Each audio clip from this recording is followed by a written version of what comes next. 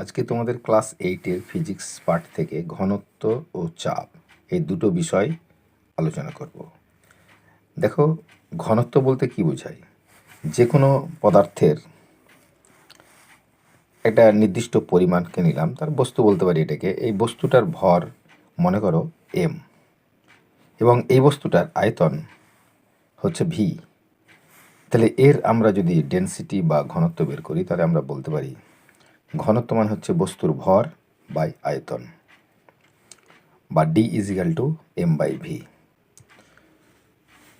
এখন এই ঘনত্বের একক যদি আমরা নির্ধারণ করতে যাই, তাহলে কি হবে? এসআই পদ্ধতিতে একক যদি আমরা নির্ধারণ করি, তো আমরা জানি মাস বা ভর এর একক হচ্ছে কিলোগ্রাম, এবং ভলিউম বা আয়তনের একক হচ্ছে ঘনমিটার। তাহলে হয়ে যাচ্ছে কিলোগ্রাম পার ঘনমিটার।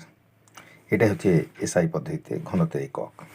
নেক্সট আমরা দেখব সিজিএস একক, গ্রাম পার ঘন সিসি, অর্থাৎ ঘন সেমি, গ্রাম পার ঘন সেমি।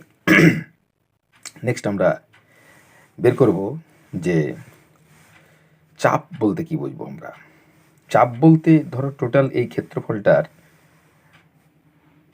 এ, এটার টোটাল ক্ষেত্রফল হচ্ছে এ, আর এই টোটাল এই এ ক্ষেত্রফলের ওপর যদি প্রযুক্ত বল আমরা যদি ধরে নিই, প্রযুক্ত বলটা যদি এন ধরি বা এফ ধরি, তাহলে আমরা বলতে পারি চাপ পি ইকুয়াল তোমার বল বাই ক্ষেত্রফল, দ্যাট ইজ এফ, আমরা বলতে পারি এফ বাই এ, অর্থাৎ পি ইকুয়াল এফ বাই এ, অর্থাৎ চাপ সমান প্রযুক্ত বল বাই ক্ষেত্রফল।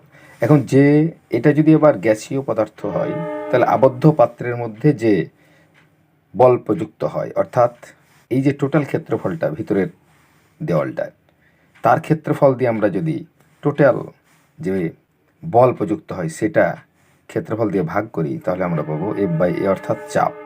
সেক্ষেত্রে গ্যাসের চাপ পাবো আমরা। একক কী হবে? বলের একক হচ্ছে নিউটন, আর ক্ষেত্রফলের একক হচ্ছে metre square, that is newton per metre square. CGS এককে যদি যাই আমরা, তাহলে আমরা দেখতে পাবো ডাইন পার সেমি স্কোয়ার। তাই এটাই হচ্ছে আমার চাপের একক। ধন্যবাদ।